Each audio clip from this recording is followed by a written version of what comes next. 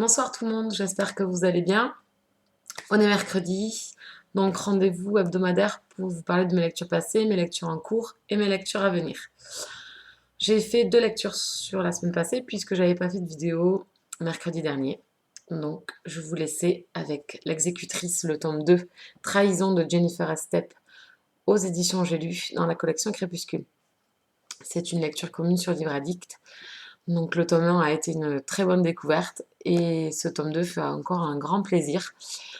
J'aime beaucoup cette saga, j'aime beaucoup son héroïne, les personnages secondaires de la saga. Donc on a Jean qui est tueuse à gages. Donc dans le tome 1, je ne sais pas si vous vous rappelez, j'en avais parlé dans mes vidéos, elle enquête sur le meurtre de son ancien mentor, enfin de son mentor, donc Fletcher, qui a été assassiné, et elle cherche le coupable. Elle sait seulement que c'est un élémental qui a fait le coup. Donc un élémental, en fait, c'est un être doté de pouvoirs magiques qui influe sur les éléments, donc la terre, le feu, l'air et la glace. Donc Jean est une élémentale. Donc dans le tome 1, elle l'a enquêté, et dans ce tome 2, l'auteur reprend la même trame, c'est-à-dire que notre héroïne enquête, cette fois-ci pour des anciens amis de son ancien mentor. Donc elle leur vient en aide à se débarrasser d'un nain. Donc il est chef d'une mine et en fait il essaye d'acheter le terrain de l'ancien ami du mentor de Jean. Donc les nains, on voit dans ce tome-là les nains mis en avant, donc leur fonctionnement, leur pouvoir. Alors ils peuvent être élémentales et ils sont dotés d'une force physique impressionnante. Donc c'est même plus surhumaine dans ces cas-là, c'est vraiment bien plus que ça. Donc dans ce tome, on retrouve l'intrigue en fond. Donc c'est vraiment très intéressant, mais je trouve que dans cette série, c'est pas ce qui importe le plus. Donc c'est le fond arrière de l'histoire, donc qui nous mène pour que chaque tome ait sa propre histoire. Mais c'est surtout les personnages, notre héroïne, son passé. Donc elle enquête toujours sur son passé, on en apprend un peu plus sur elle, donc ses pouvoirs se développent encore plus. Et donc tous ces personnages secondaires que j'adore, donc le pseudo demi-frère, donc Finn, le pseudo demi-frère de Jean, que j'adore. C'est un personnage qui fait très désinvolte et qui en fin de compte est toujours là pour l'aider, toujours là pour la soutenir. Il y a également les 2 naines. Donc l'une nettoie derrière Jean quand elle laisse pas mal de dégâts derrière elle. Et l'autre sœur, par contre, est plutôt guérisseuse. Donc ça fait vraiment un amalgame de plusieurs personnes. Donc en plus, chacun a un tempérament différent. Donc Finn est le désinvolte, le dragueur. On dirait que rien ne le touche. Ensuite, donc une des naines. Alors par contre, je sais qu'il y a Sophia et l'autre, je ne me rappelle plus de son prénom. Donc l'une, donc celle qui est nettoyeuse entre guillemets, est plutôt gothique. Elle parle pas beaucoup. Elle ne sourit pas énormément. L'autre sœur, par contre, est tout l'inverse. Donc, elle porte des robes à fleurs, des cheveux blonds. Elle n'arrête pas de parler. Elle est très douce. Donc, tous ces personnages-là font que la série me plaît énormément. Donc, il a donc Jean, donc ses pouvoirs, son passé, son tempérament, et puis son côté très affectif qu'elle essaye le plus possible de cacher, mais qui en fin de compte mais prouve qu'elle est vraiment humaine, quoi. Malgré le travail qu'elle fait, mais elle est très très humaine. Donc il y a également donc, Donovan Kane, c'était le flic qu'on avait rencontré dans le tome 1 qui m'avait beaucoup plu. Donc Jean en pensait pour lui. Et j'avoue que dans ce tome 2, je ne l'ai pas apprécié du tout. Je lui aurais même mis des tartes par sa faiblesse, par son manque d'action, par, euh, par ses actes. Parce que qu'il ait des mots et des convictions, ok, euh, qu'il ait des actes qui regrette et tout ça, j'ai pas trop apprécié. Il se joue de Jean et puis il lui tourne vraiment le dos, donc j'ai pas du tout aimé. Mais l'auteur nous a mis en scène donc un nouveau mâle qui fait son entrée dans la saga et qui m'a fortement, fortement plu. Donc il me tarde le tome 3 pour retrouver Jean, tous les personnages plus ce nouveau personnage. Donc j'ai acheté le tome 3. Mon avis est sur le blog pour ce tome 2. Donc si vous ne connaissez pas, franchement, je vous la conseille. C'est de la urban fantasy pure et dure. Ça se lit très très vite. Si je dois donner un bémol, ça serait peut-être sur des répétitions. Je comprends qu'on répète de tome en tome pour qu'on nous resitue un peu l'univers, les personnages et tout, donc ça, il n'y a pas de problème. Mais passer les 50 premières pages, c'est acquis. Hein. Je sais pas parce que je dors, que je reprends le livre le lendemain, que j'ai oublié. Donc ça, c'est un peu ennuyeux, mais c'est des choses qu'on retrouve dans pas mal de séries. Donc bon, c'est pas très gênant non plus, à la longue, on s'y fait. Donc une série que maintenant j'affectionne beaucoup, qui va faire partie des séries, peut-être pas top 5, mais qui fait partie des très bonnes séries que je veux suivre, au même cas que Chasseuse de vampires, au même cas que Mercy Thompson, des séries que j'affectionne beaucoup. Donc c'était L'exécutrice. J'ai également lu Hunger Games, La révolte de Suzanne Collins, le tome 3, aux éditions Pocket Jeunesse. Donc ça y est, j'ai fini la saga. Donc triste. Avec un troisième tome encore différent des deux premiers tomes. Beaucoup plus noir, beaucoup plus triste, euh, beaucoup plus sur l'émotionnel. L'auteur a encore su nous surprendre, j'ai trouvé. On retrouve donc notre trio qui a beaucoup changé, qui n'est plus le... Alors déjà, quand on est propulsé dans les Hunger Games, on change très très vite, mais là, elle a su tourner à 180, c'est-à-dire que chaque personnage est devenu complètement différent. Enfin, surtout un des personnages que j'affectionne énormément. Dans ce tome-là, j'ai beaucoup apprécié Katniss, parce que franchement, elle en prend plein la tronche. En plus, sortir des Hunger Games, dans ce tome 3, on est vraiment dans l'obscur, dans l'attente. Il y a moins d'action dans la première partie, donc c'était ce qu'elle faisait un peu dans les autres tomes, mais là, c'est géré vraiment différemment, c'est dans le ressenti, euh, l'espoir, comment vivre.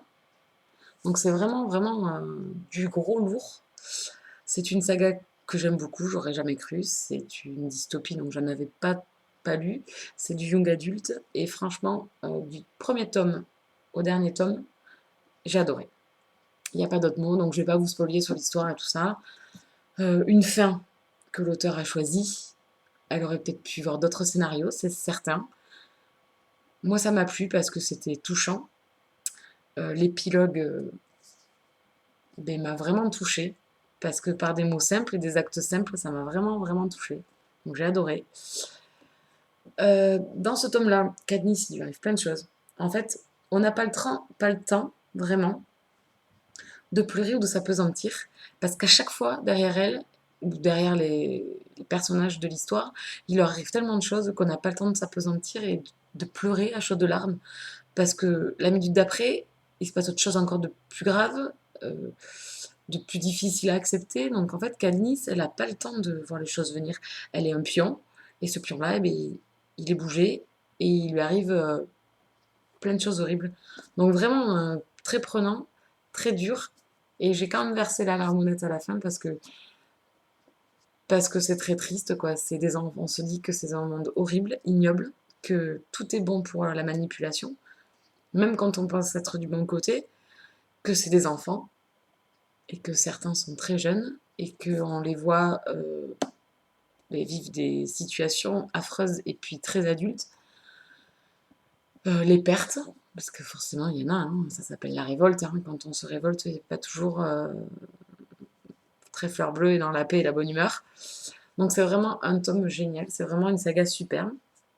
J'ai vraiment adoré, donc maintenant il va falloir écrire son avis. Là j'essaye de redescendre un petit peu de ma lecture, de mettre les idées un peu en place parce que c'est pas évident de ne pas spoiler, de donner son ressenti quand on a adoré et sur le vraiment ce qu'il y a dans le livre, l'angoisse qu'on a et de vraiment aimer tous ces personnages parce que, mais j'avoue, tous les aimer à leur façon, quoi. Tous sont vraiment touchants, quoi. Amish, même à la fin du 3 je le détestais, et là, j'ai réappris à l'aimer. Finnick, Annie, la folle, enfin, Bitty, enfin, tous ces personnages qui traversent la vie de Katniss sont tous touchants, et j'ai vraiment adoré. Donc, ben, rendez-vous quand j'aurai posté mon avis. Et puis si vous n'avez pas encore lu Hunger Games, franchement, allez-y, hein. Moi, j'ai gobé du début jusqu'à la fin. Ça change de mes lectures Beatlint Urban Fantasy, mais ça se lit d'une traite et j'adore. Enfin, pas d'autres mots. Je peux pas vous dire autre chose. Voilà. Ce que je suis en train de lire, hein, je suis en train de lire Signe Noir, le tome 3, Le Sacre de Fer de Richel Mead aux éditions Milady. Donc c'est une saga que j'aime beaucoup, comme L'exécutrice maintenant. C'est une saga peut-être pas dans mes chouchous, mais c'est une saga que j'affectionne beaucoup. J'aime beaucoup ces univers de fae. Donc c'est pour ça que je lis Mary Gantry, même si ça m'énerve par moments. J'aime cet univers, ce monde. J'aime les personnages de cette série-là, Signe Noir. J'adore Eugénie. Donc elle est toujours ballottée entre ben, son monde des humains, qu'elle essaye d'aider le plus possible, et son monde à elle, d'outre-monde, où elle a été catapultée et où elle est obligée de faire face aujourd'hui euh, avec son statut, et à essayer de faire que sa terre, donc son royaume, vive au mieux.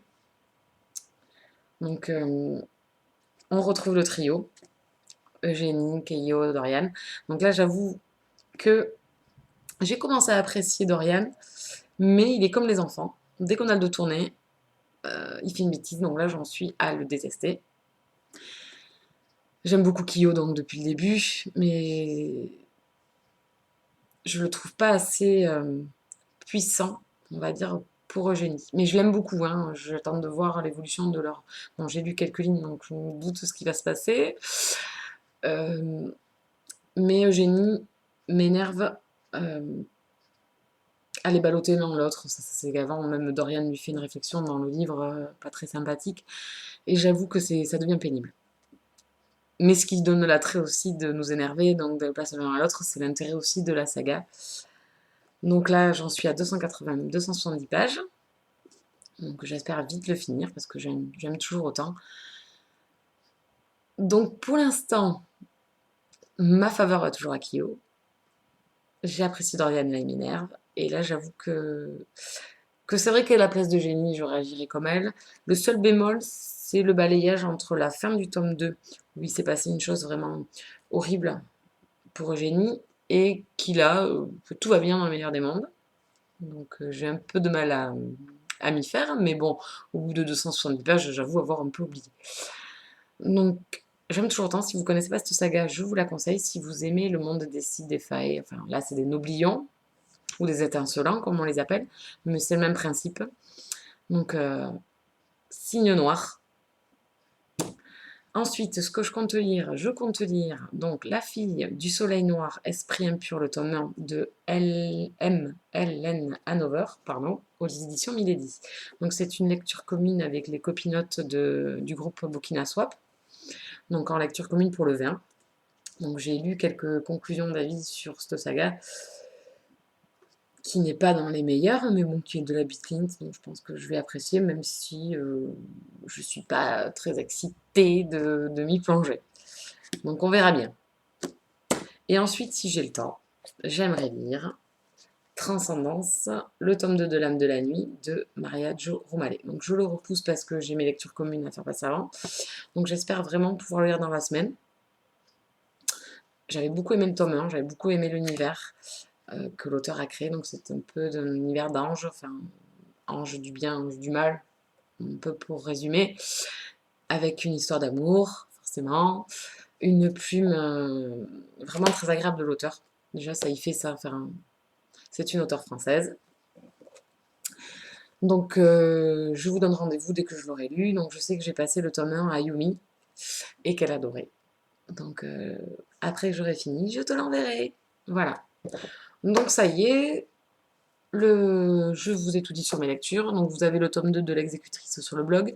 Ensuite, je tiens le coup au niveau des achats. Donc, je n'ai rien acheté au mois de juillet. Par contre, j'attends des commandes que j'ai passées fin juin, pardon, de Price Minister. Donc, c'est bien comme site, mais c'est un peu long pour être livré.